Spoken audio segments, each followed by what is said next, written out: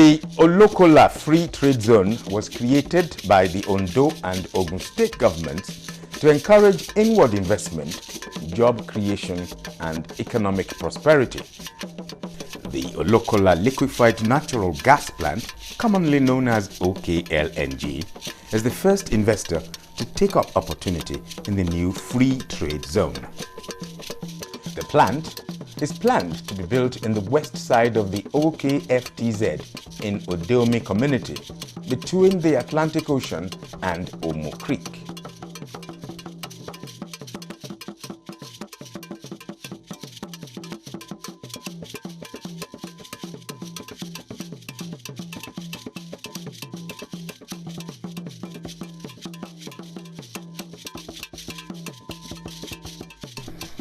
This film documents the community consultation and participation with communities in the process of a resettlement program in the Olokola Free Trade Zone in southwestern Nigeria.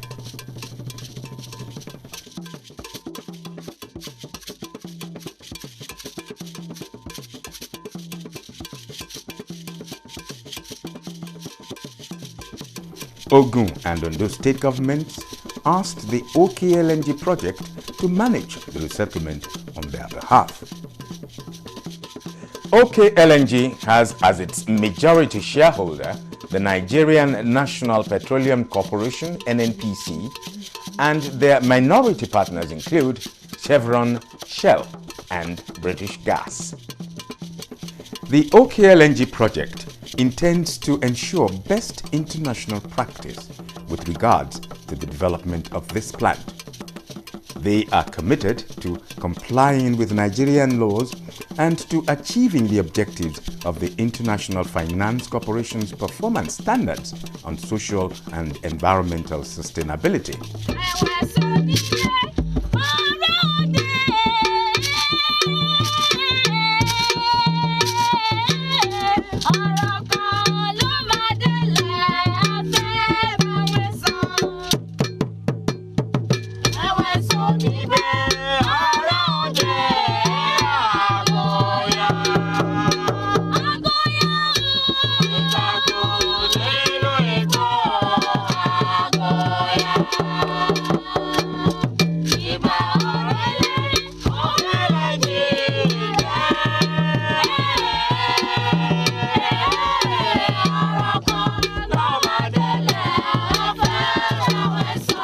The IFC Performance Standard 5 relates to land acquisition and involuntary resettlement and has been used to inform the project on best international practice.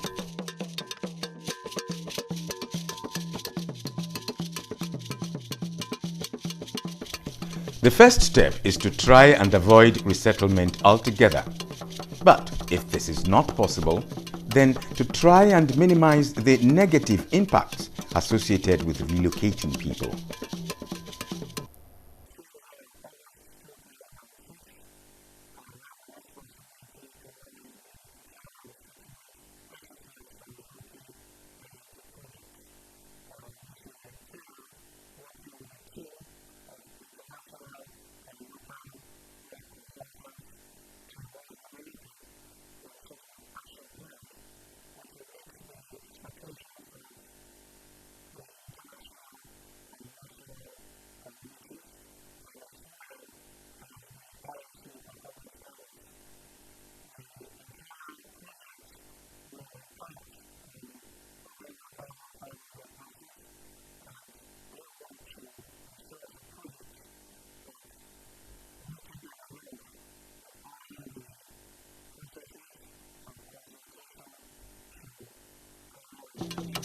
When resettlement is unavoidable, IFC Performance Standard 5 states that efforts should be made to improve living conditions,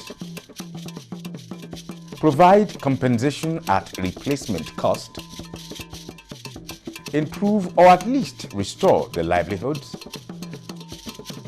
provide adequate housing with security of tenure.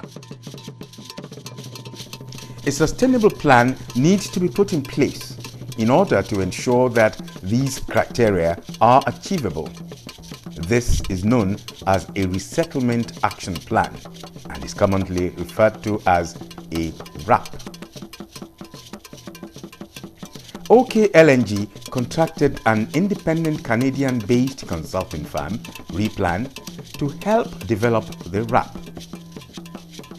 Replan's experienced multidisciplinary resettlement team, along with their subcontractor, IDC, who supplied the local consultant and trained up young graduates to assist in the process, began working on the project in September 2006. They were known as the RAP team. The RAP, or Resettlement Action Plan, is in short a document prepared to articulate or to outline the project sponsors, in this case the government and their sponsor partners. It basically articulates the commitments of the sponsors. It identifies who is affected. It does so after trying to minimize the extent of displacement. So if the project can be situated, located in a way that it reduces the land take, reduces the physical displacement of households, that's the primary objective of a resettlement action plan, after first trying to avoid all displacement altogether. If not avoid, to minimize. It identifies as I say, the eligibility, those who are eligible for the compensation that the resettlement action plan provides. It discusses how this compensation has been arrived at, the process of arriving at the compensation framework that is delivered in the plan. It articulates the livelihood restoration and replacement measures that are to be provided to the affected households so that they can restore or, as I say, replace their livelihoods, improve ideally. So it's basically a suite of commitments that the project makes, the sponsor makes, to minimizing the impacts on affected households. The project will require the resettlement of approximately 1,800 men, women, youth and children that currently dwell on the creek and coast areas of the project footprint.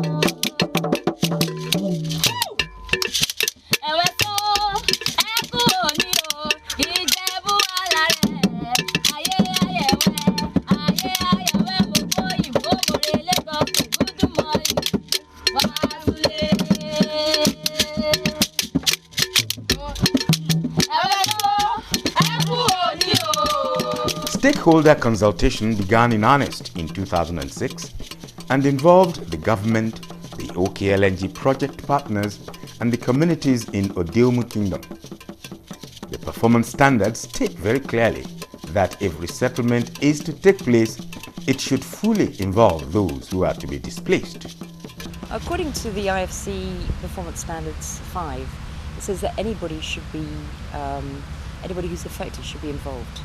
In this case, it was the government, the project, the development NGOs, and of course the communities. Prior to entering the community, the KBAC and its chiefs and bales were informed that the process of grassroots community consultation was to start. It was a warm reception. Our KBAC that's been there is the Royal Majesty, the Obadenoga, Beyoku, the Lenuwa Fodiomi. Kábíyèsí. Ó kí ìjókòó. Ẹ kú ọjọ́ mẹ́ta.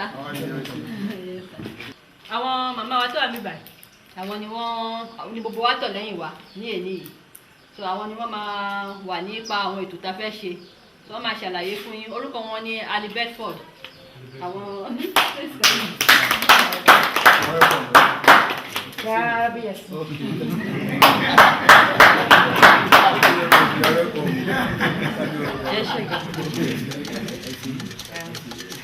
We actually divided the consultations into 3 separate phases. One of the things that the IFC says is that we should improve their current conditions, whether that be for livelihood or their homes, And so the first phase is we had to find out what were their current conditions that we had to improve. Odeomi has a tropical climate with a long, steamy, wet season from April to November and a hot but cloudy dry season for the rest of the year, only interrupted in the month of January by the harmattan.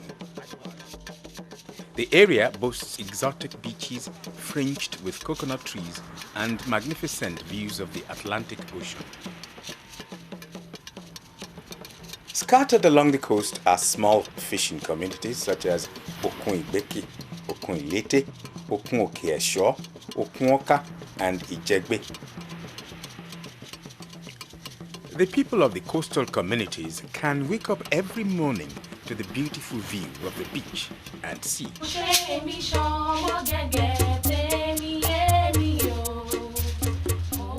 The people here typically live in bamboo houses with palm frond roofs, and they use the abundant coconut trees for shade.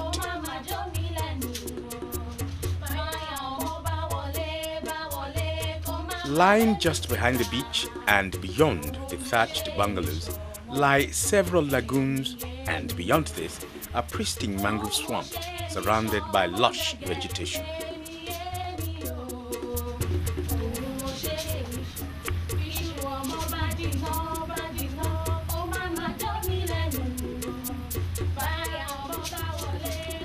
The low-level terrain is crisscrossed by numerous creeks and creeklets. In between, the land is sandy and it's used for cultivation of cassava and for a wide range of tropical fruits and palms.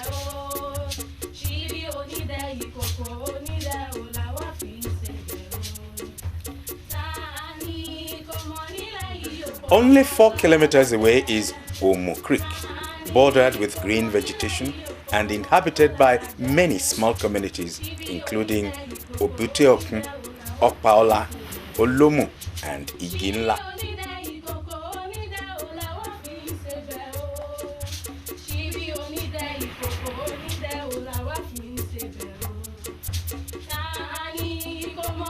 The housing within the creek and coastal communities are typically simple, made from locally available materials with some basic furnishings.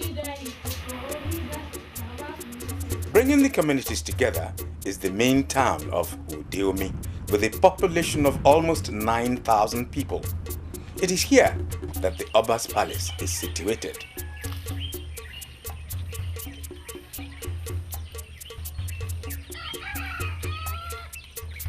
Odeomi is made up of different quarters, and the houses here are mainly made of blocks with some intricate designs.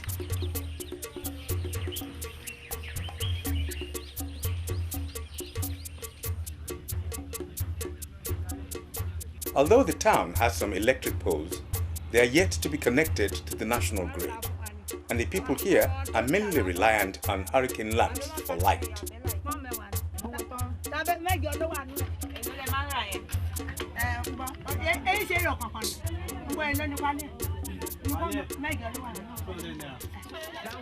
Getting to Odeomi and traveling around it can be difficult. People use the water transport system along the creek, but once arriving at Odeomi, most people have to trek to the coast on foot.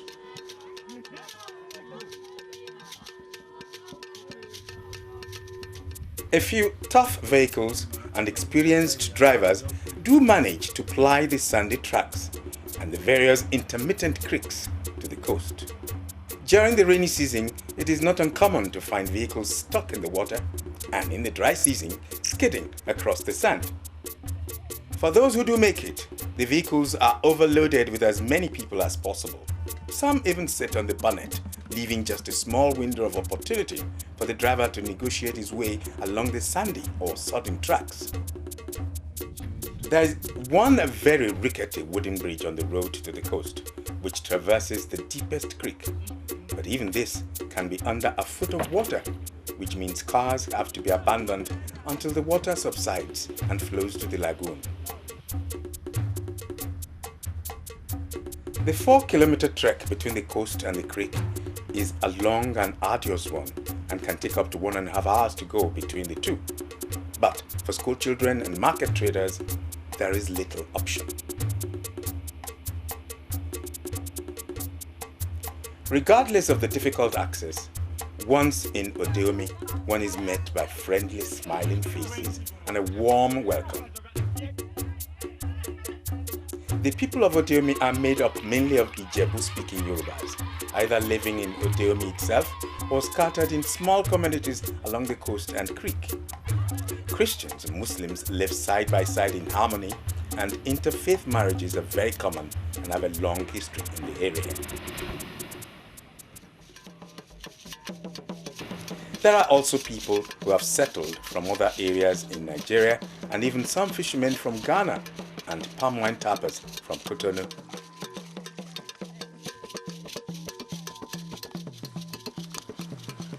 Odeomi is ruled by a monarch known as the Kábíyèsí Lenowa, Ọba of Odeomi, Ọba Adenuga Okuniyi. Tí n bá ti pè kábíyèsí, ẹ jẹ́ kí a lo culture wa láti dìde. We should never